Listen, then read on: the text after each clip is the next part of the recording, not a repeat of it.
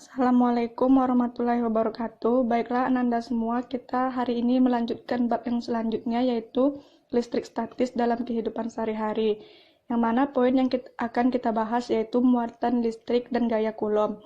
Sebelum kita masuk ke materi, Ibu akan menjelaskan tujuan pembelajaran kita pada hari ini. Yang pertama, tujuan pembelajarannya yaitu peserta didik dapat menyebutkan contoh gejala kelistrikan yang terjadi dalam kehidupan sehari-hari. Yang kedua, peserta didik dapat membandingkan peristiwa yang terjadi pada penggaris plastik yang digosokkan pada rambut yang kering dan yang digosokkan pada kain. Yang ketiga, peserta didik dapat mengidentifikasi jenis-jenis muatan listrik.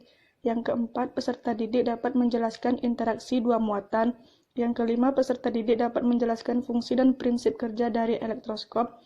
Yang keenam, peserta didik dapat menjelaskan faktor yang mempengaruhi besar gaya Coulomb. Yang ketujuh, peserta didik dapat menghitung besarnya gaya Coulomb dan dua muatan listrik. Dan yang terakhir, peserta didik dapat menganalisis beda potensial dua benda bermuatan. Selanjutnya kita masuk kepada materi yang pertama yaitu muatan listrik. Pengertian muatan listrik. Muatan listrik ialah sifat ataupun muatan dasar yang dibawa partikel dasar sehingga menimbulkan partikel dasar tersebut mengalami gaya tarik-menarik serta tolak-menolak dan juga memiliki muatan listrik. Muatan listrik suatu partikel dasar dapat berjenis positif dan negatif. Bila dua benda mempunyai muatan yang sama akan tolak-menolak. Dan jika dua benda mempunyai muatan yang berbeda, maka akan tarik-menarik. Simbol Q dapat atau sering digunakan untuk menggambarkan muatan. Yang kedua yaitu jenis muatan listrik. Ada dua jenis muatan listrik. Yang pertama yaitu muatan listrik positif atau proton. Menurut Benjamin Franklin, muatan listrik positif biasanya bersifat saling tolak-menolak dengan suatu benda yang bermuatan. Di mana dalam hal ini muatan positif itu sejenis, berarti ia saling tolak-menolak. Yang kedua yaitu muatan listrik negatif atau elektron. Muatan listrik negatif biasanya bersifat saling tarik-menarik dengan muatan listrik yang tidak sejenis atau muatan listriknya berbeda. Selanjutnya yaitu benda bermuatan listrik. Berdasarkan teori partikel, benda terdiri atas atom-atom terdapat partikel yaitu proton, elektron, dan neutron. Besar gaya tarik inti atom terhadap elektron berbeda untuk bahan yang berbeda. Hal ini mengakibatkan perubahan sifat atom. Berdasarkan kenyataan ini, atom dapat dibedakan menjadi atom netral, atom bermuatan positif, dan atom bermuatan negatif. Atom netral terjadi jika jumlah proton sama dengan elektron. Seperti yang kita lihat pada gambar ini, jumlah proton dan elektronnya sama. Selanjutnya yaitu atom bermuatan positif terjadi jika atom netral melepaskan elektron atau kekurangan elektron. Seperti yang kita lihat pada gambar ini, di sini atom melepaskan elektron sehingga atomnya menjadi atom positif. Yang selanjutnya yaitu atom bermuatan negatif terjadi jika atom netral menangkap elektron atau kelebihan elektron. Seperti gambar ini yaitu atom menangkap elektron sehingga atom bersifat negatif. Selanjutnya contoh benda bermuatan listrik dalam kehidupan sehari-hari. Yang pertama yaitu penggaris plastik. Penggaris plastik yang digosokkan pada rambut manusia, di mana penggaris plastik bermuatan negatif sedangkan rambut manusia bermuatan positif. Jika penggaris plastik digosokkan ke rambut, maka elektron yang ada pada rambut berpindah ke penggaris, sehingga penggaris kelebihan elektron. Yang mana jika penggaris tersebut didekatkan pada potongan-potongan kertas yang bermuatan positif, maka akan terjadi gaya tarik-menarik, yang menyebabkan kertas akan tertarik oleh penggaris. Selanjutnya yaitu balon yang digosokkan pada kain wol, di mana balon bermuatan negatif sedangkan kain wol bermuatan positif. Jika keduanya digosokkan, maka elektron dari kain wol berpindah ke balon. Selanjutnya yaitu kaca yang digosokkan pada kain sutra, di mana kaca bermuatan positif dan sutra bermuatan negatif. Jika keduanya digosokkan, maka elektron dari kaca berpindah ke kain sutra, sehingga kaca kekurangan elektron yang menyebabkan kaca bermuatan positif, yang mana jika kaca bermuatan positif didekatkan pada benda yang bermuatan positif pula seperti kertas, maka akan terjadi gaya tolak-menolak.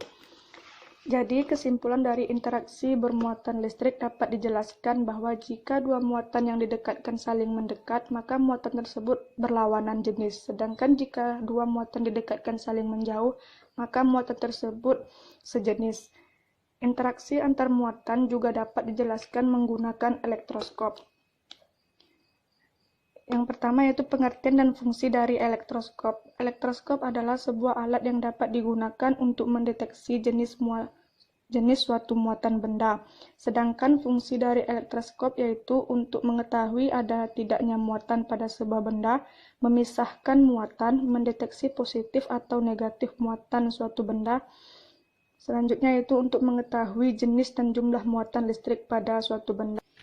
Untuk gambar dan bagian dari elektroskop itu sendiri, yang pertama ini adalah kepala logam, selanjutnya yang ini dinamakan dengan isolator, yang bagian ini adalah dinding dari elektroskop, yang ini disebut pelat logam, dan yang terakhir di sini namanya daun atau foil. Selanjutnya kita membahas prinsip kerja dari elektroskop. Prinsip kerja elektroskop terdiri dari dua, yaitu prinsip kerja induksi dan konduksi. Prinsip kerja elektroskop induksi yaitu cara memberi muatan listrik pada elektroskop dengan induksi dilakukan dengan sebuah elektron netral.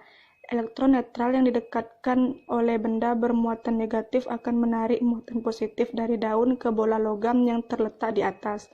Muatan negatif yang terdapat pada bola logam memiliki sifat akan tolak-menolak dengan muatan benda yang didekati dan akan menuju ke daun-daun elektroskop.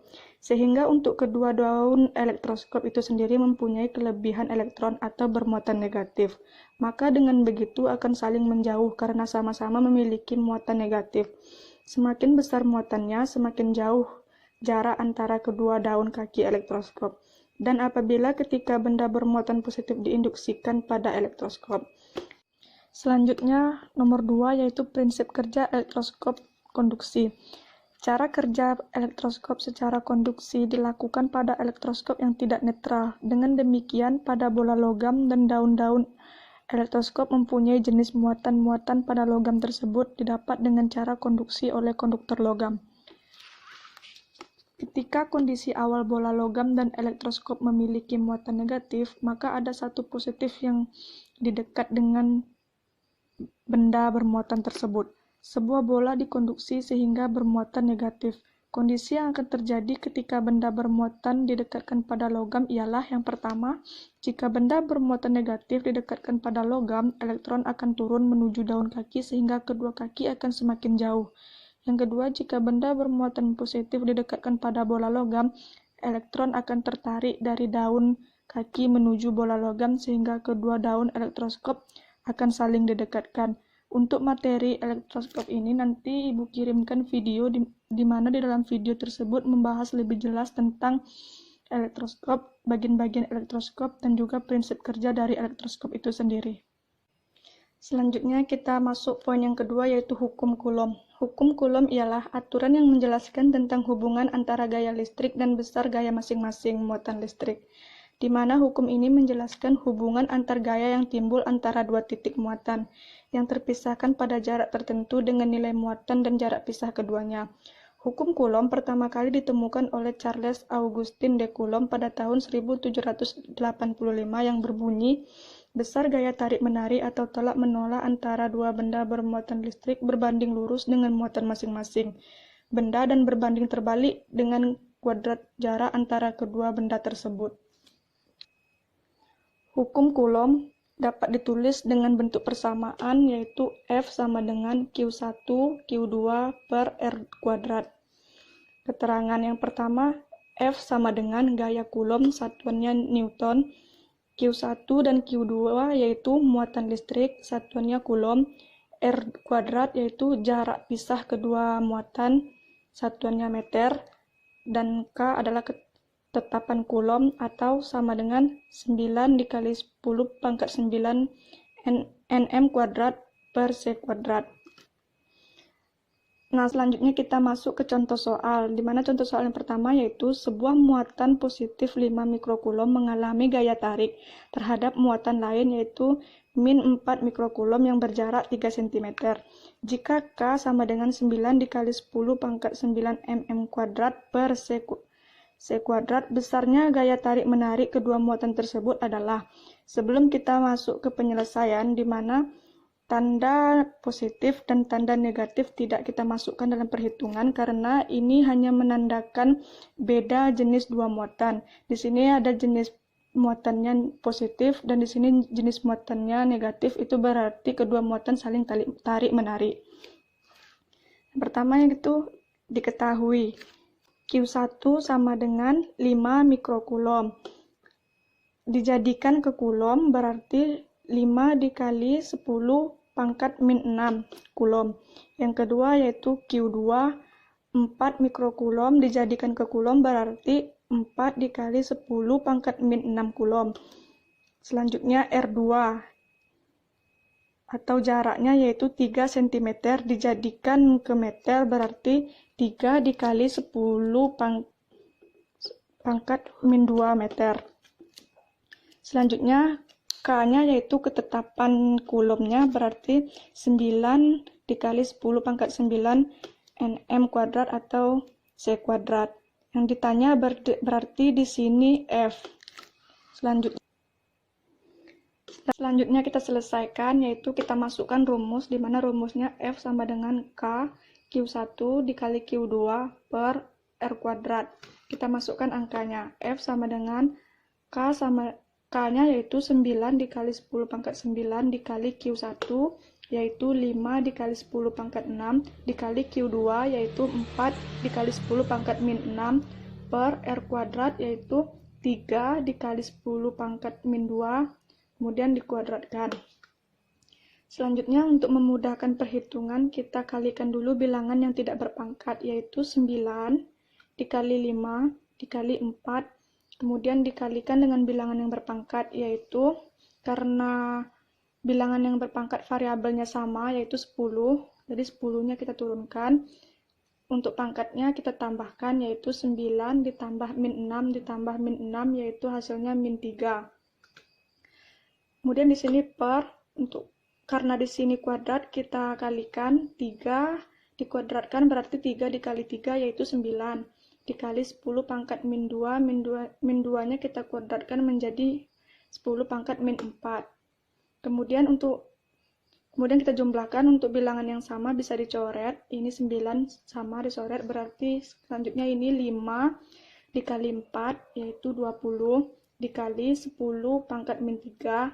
Untuk 10 pangkat min 4 ini naik ke atas berarti menjadi positif yaitu 10 pangkat 4. Kita turunkan di sini. Kemudian ini dikalikan 10.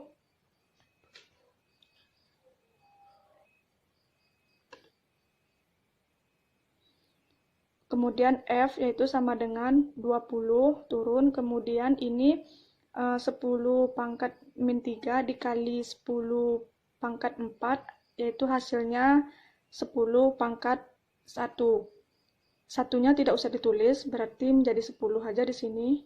Kemudian dikalikan 20 dikali 10 yaitu 200 Newton. Selanjutnya kita masuk soal yang kedua yaitu dua muatan diilustrasikan seperti gambar berikut. Seperti ini ya, di mana positif ini yang pertamanya Q1-nya yaitu 3 mikrokulom dan positif yang dua ini yaitu Q2 belum diketahui berapa. Dan jarak antara dua muatannya yaitu 6 cm. Jadi jika gaya interaksi kedua muatannya 45 Newton, maka besar muatan kedua Q2 adalah, jadi di sini yang ditanya ada Q2 ya. Pertama kita ketahui Q1-nya yaitu 3 mikrokulom dijadikan ke kulom berarti 3 dikali 10 pangkat 6 kulom. Untuk R2-nya yaitu 6 cm dijadikan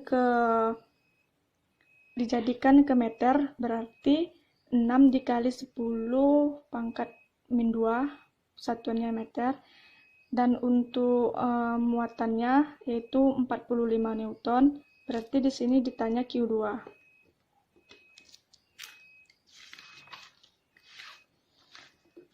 Kita jawab seperti biasa, kita masukkan dulu rumusnya, yaitu F sama dengan K Q1 dikali Q2 per R kuadrat. Jadi di sini karena Q2-nya yang ditanya, berarti R kuadratnya kita pindahkan ke sini atau menjadi seperti ini. F dikali R2 sama dengan K dikali Q1 dikali Q2. Karena Q2-nya belum diketahui, berarti itu yang mau dicari, berarti F dikali R2 per K dikali Q1 sama dengan Q2. Jadi sama dengan di sini, berarti Q2 sama dengan F dikali R kuadrat per K dikali Q1. Kita masukkan angkanya, yaitu F sama dengan 45 dikali R kuadrat, yaitu 6 dikali 10 pangkat min 2, jangan lupa dikuadratkan, per K yaitu 9 dikali 10 pangkat 9 dikali Q1 yaitu 3 dikali 10 pangkat min 6.